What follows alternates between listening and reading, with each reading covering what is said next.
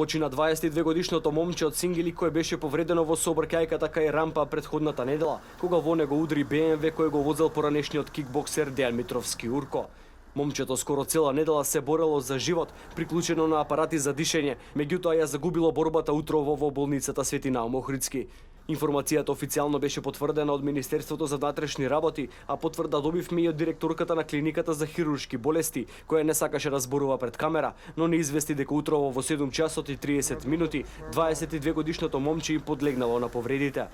Јавното обвинителство утрово издаде наредба за обдукција на телото на загинатото момче и во моментот се чека на комплетната документација заедно со скиците и записниците од увидот на полициската екипа за да се продолжи со понатамошната постапка. Од Министерството за внатрешни работи пак ни информираа дека во тек е комплетирањето на целосниот извештај, заедно со резултатите од техничкиот преглед, извештајот на кримтехничарите од возилото и моторот и премероците со крвта од момчето и од возачот на автомобилот кои треба да бидат доставени до јавното обвинителство. Според првичните информации, Митровски направил прекршок поминувајќи на две полни линии во близина на рампата во скопската населба Киселавода, во моментот кога го удрил мотоциклистот. Останува најавен обвинител откако ќе ги добие материјалите од полицијата да одлучи дали повторно ќе го повика на разговор и дали ќе отвори истрага против Митровски, кој сега е вработен во 6-та управа при Министерството за внатрешни работи.